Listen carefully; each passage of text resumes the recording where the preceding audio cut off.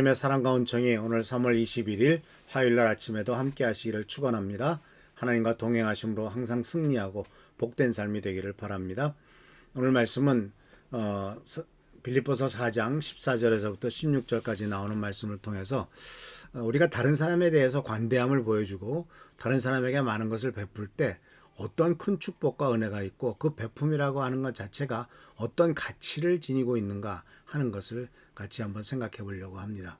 그래서 먼저 이 베품은 첫 번째로 우리가 깨달아야 할 것은 바로 뭐냐면 다른 사람에게 베풀 때 뭔가를 우리가 다른 사람에게 베풀 때 그것은 그 사람을 격려하는 것이다. 그 사람에게 용기를 주는 것이다. 그 사람에게 용기를 북돋아 주는 것이다 라는 겁니다. 어떤 사람이 받을 때 뭔가 생각하지도 못한 것을 받을 때 또는 그것을 내가 원했던 것을 받을 때 크게 기쁘겠죠. 그리고 다시 한번 힘과 용기가 생길 겁니다. 그러면서 우리들 마음속에 저 사람이 나를 생각해 주고 있구나. 저 사람이 나에 대해서 관심이 있구나. 나를 이렇게 위로해 주고 있구나 해서 바로 이 세상이 어렵고 힘들더라도 이 세상에서 승리할 수 있고 이 세상에서 좀 더 하나님 나라를 위해서 살 수 있는 용기가 생기더라 하는 사실입니다. 14절에서 16절 나오는 말씀은 사도 바울이 감옥에 있으면서 바로 이 빌립보 교회가 많은 것을 필요한 것들을 채워준 얘기를 쭉 하고 있는 것이죠. 14절 16절 내가 쓸 것을 몇 번이나 보내주었습니다.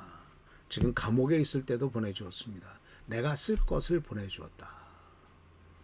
생각해 보세요. 감옥에 있는 사람에게 쓸 것을 보내주고 그 사람이 돈을 벌 수가 있습니까? 뭘 합니까? 그런데 계속 쓸 것을 보내주고 힘을 주는 것 이것만큼 정말 감옥에 있는 사람에게 위로가 되는 일이 어디 있겠습니까? 격려가 되겠죠. 사실 그런데 빌립보 교회를 보면은요 부유한 교회가 아니었어요. 가난한 교회였어요. 여유가 있는 교회가 아니었다는 얘기죠. 그럼에도 불구하고 힘에 지날 정도로 베풀었다라고 사도 바울은 그 빌립보 교회 성도들의 희생과 돌봄과 베품에 대해서 고백하고 있는 것을 보게 됩니다. 그래서 이 빌립보 교회의 성도들은 자기네들도 가난한데도 감옥에 있는 사도 바울보다는 낫다라고 생각해서 바로 상대방의 고난을 생각해 가지고 그 상대방의 고난에 동참을 하고 있는 거죠. 바울은 복음을 전하기 위해서 수고하다가 투옥됩니다. 하나님 나라의 일을 위해서 고생하다가 감옥에 갇힌 거죠. 그러니까 빌립보 성도들은 그런 바울을 위해서 힘을 다해서 도와주고 있는 거죠. 그래서 이 모습 속에서 우리는 뭘 발견하게 되냐면은 이 베푼다고 하는 것은요. 주는 사람이나 받는 사람이나 모두가 다 격려를과 복을 받게 되는 것을 발견하게 됩니다. 그래서 이 받는 베품의 결과로서 어떤 일이 나타나면 빌립보서 1장 3절에서 5절까지 이렇게 말합니다.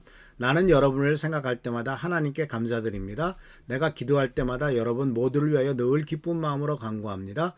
여러분이 첫날부터 지금까지 복음을 전하는 일에 동참하고 있기 때문입니다. 해서 이 사도 바울은 빌립보 성도들이 동역자라고 하는 것을 이야기를 합니다. 그리고 이 빌립보 성도들이 보내는 헌금은 결국은 보통 사역보다도 더 많은 사역이 드러나죠. 경제적인 후원을 함으로써 더 사역이 확장되는 것이죠. 물론 우리 교회도 조그맣게 합니다만 매달 $200씩 우간다에 보내고 있지 않습니까? 그 보내는 돈은 바로 우간다에 있는 학교의 교사들을 위한 급여입니다. 한 달에 $100씩을 두 분이서 갖습니다. $100씩 받아가지고 그들이 그 돈을 받아서 학생들에게 받고 생활하면서 학생들을 가르칩니다. 우리는 그들의 인건비를 조금 지원하고 있지만 그들은 바로 우간다에 있는 60명, 70명 되는 학생들을 가르쳐서 그들의 미래를 돌봐주고 있죠. 이것은 바로 우리가 작은 금액을 통해서 우리 미랄교회를 통해서 또 다른 사역이 확장되고 있는 것을 발견하고 있죠. 그러니까 후원한다고 하는 것은 사역에 참여하는 겁니다. 그 교사들의 그 월급을 준다는 것은 교사들의 생계수단을 도와주는 것뿐만 아니라 그 교사들이 그 돈을 받아서 걱정 없이 지역에 있는 정말 학교의 교사로서의 일을 감당할 수 있는 힘이 거기서 나오기 때문에 그랬죠. 그래서 바로 우리는 이와 같이 이 경제적인 지원이 더 많은 사역으로 나타난다는 사실을 꼭 기억하시기를 바랍니다. 사도 바울이 바로 빌립보 교인들에게 여러분들이 행하는 일, 바로 복음에 동참하는 일, 복음을 전하는 일에 동참하는 일, 즉 사도 바울에게 헌금을 보내므로 사도 바울이 복음을 전하는 일에 빌립보 교인들도 동참하고 있는 일, 이렇게 여기에 설명을 하고 있지 않습니까? 그뿐만 아니라 고린도후서 8장 1절에서부터 5절까지에 보면은 이런 말씀이 있습니다. 형제자매 여러분, 우리는 하나님께서 마케도냐 여러 교회, 그러니까 빌립보 교회가 마케도냐에 있거든요. 마케도냐 여러 교회에 베풀어 주신 은혜를 여러분에게 알리려고 합니다. 그들은 큰 환난의 시련을 겪으면서도 기쁨이 넘치고 극심한 가난에 쪼들리면서도 넉넉한 마음으로 남에게 베풀었습니다. 내가 증언합니다. 그들은 힘이 있는 대로 구제하였을 뿐만 아니라 오히려 힘에 지나도록 자원해서였습니다. 그들을 성도들을 구제하는 특권에 동참하게 해달라고 우리에게 간절히 청하였습니다. 그들은 우리가 기대한 이상으로 하나님의 뜻을 따라서 먼저 자신들을 주님께 바치고 우리에게 바쳤습니다. 4절 말씀해 보세요. 헌금을 가지고 다른 사람을 도와주는 일을 구제하는 특권이라고 봤습니다. 하나님 나라를 위해서 사람들을 구제하는 특권이라고 봤고, 그 특권에 우리들도 동참할 수 있었습니까? 라고 간절하게 청했다라는 거죠. 그래서 이 주는 일은 그리스도를 닮아가는 일이죠. 그리고 가장 그리스도를 닮은 일은 바로 사역에 주는 일입니다. 예수님은 결국 자기의 목숨까지 주셨지 않습니까? 그래서 예수는 주시는 분이고 예수님 자신은 제물이었습니다. 그러니까 빌립보 교회의 평판은 모든 교회, 그 당시에 모든 교회의 모델이 되었고, 극심한 가난 중에서도 베푸는 교회로서 사도 바울이 고린도 교회에 이와 같이 빌립보 교회를 크게 칭찬하고 있는 것을 보게 됩니다. 그래서 이와 같은 모습을 통해서 사도 바울은 뭐라고 말하냐면, 나는 감사드리고 있다. 하나님 앞에 감사드리고 있다라고 말하고, 또 우리는 하나님 앞에 자랑스럽다라고 이렇게 말씀하고 있는 것이죠. 그래서 우리가 적은 거지만 뭔가 베풀 때 그들은 끊임없이 감사하는 마음을 표시하고 있고, 또 그들은 그 하나님 앞에 영광을 돌리고 하나님 앞에 열심히 일을 하고 있는 거죠. 결국은 우리들은 아주 적게 적은 돈을 베풀고 있지만, 그러나 하나님께서는 그것을 통해서 많은 사람들에게 복음을 전하는 일, 또 하나님의 사랑을 전하는 일에 쓰이시고 계시다는 것은 엄청나게 큰 축복이다 하는 사실을 발견할 수가 있습니다.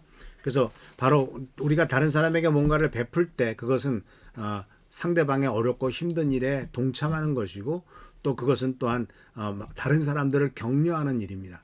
그리고 주는 사람이나 받는 사람이나 모두가 다 복을 받게 된다라는 사실을 여러분 꼭 기억하시길 바랍니다. 이것이 바로 다른 사람에게 뭔가를 베풀 때 하나님께서 우리들에게 주시는 큰 축복이요 은혜 중에 하나입니다. 내일은 이어서 베품이라고 하는 것이 어떤 또 의미가 있는가 하는 것을 생각해 보도록 하겠습니다. 기도하겠습니다. 오늘도 주님의 은혜 가운데서 하루가 시작됩니다. 간절히 건강하고 나오니 우리들에게 은총을 베푸셔서 더 많은 것을 남에게 나눠주고 더 많은 것을 베풀 수 있는 자리에 들어가도록 축복하여 주시옵소서. 우리들은 연약하고 부족하오니 주여 도와주시고 온전히 주님의 뜻 가운데 합당하게 행하여 주님만을 바라보는 삶이 되도록 인도하여 주옵소서.